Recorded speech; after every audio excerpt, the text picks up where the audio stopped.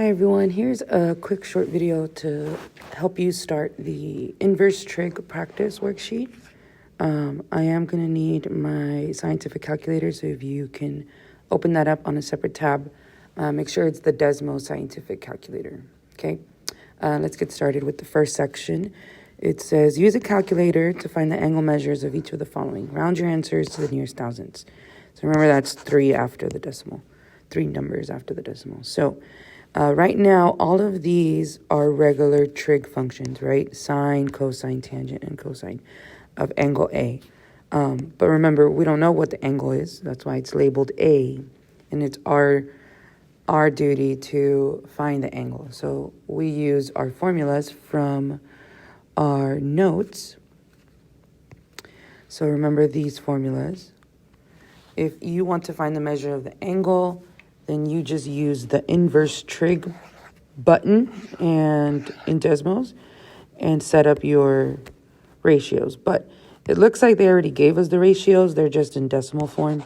So all we have to do is use the inverse function to find the angle.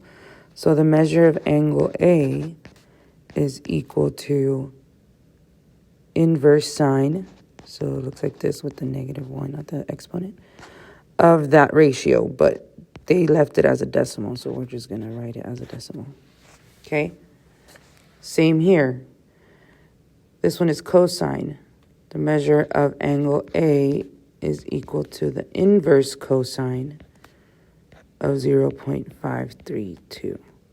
And then now I just set those up for you, but now we can use our calculator to find those values. So let's go do this one first. So sine inverse, so clear it, sine inverse of 0.1007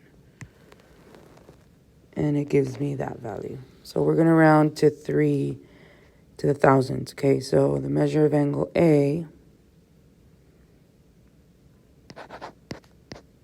equals 6.142 degrees. Okay. What about this one? Cosine inverse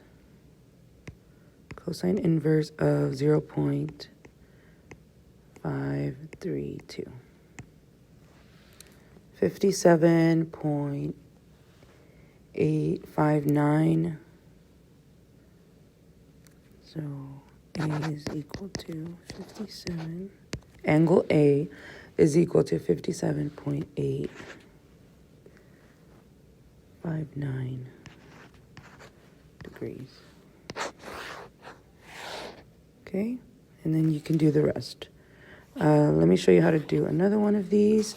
So just like our notes that we just took, first step is to circle the missing angle. So circle the missing angle. Oh, it says for all of these, we're going to find the measure of angle B. So we can circle all the B's.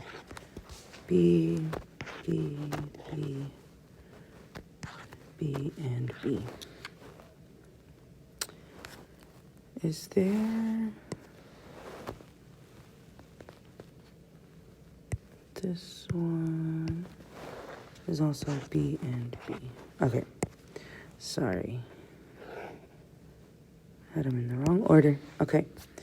So all of these we're going to be solving for angle B, and we're going to round to the nearest thousandths. So let's do the first one.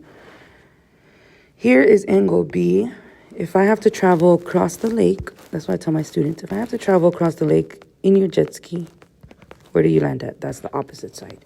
But if you just walked along the shore, you didn't get on your jet ski, right next to it is adjacent. So who am I using for this triangle, this right triangle? We're going to be using tangent because SOHCAHTOA says that tangent has that ratio of O over A. Okay, so let's just set it up.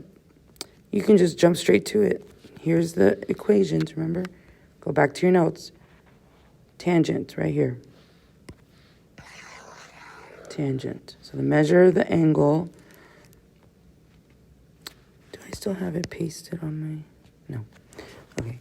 Measure of angle A, oh, B, sorry, not A, is equal to the inverse tangent of opposite over adjacent. So 12 over 22.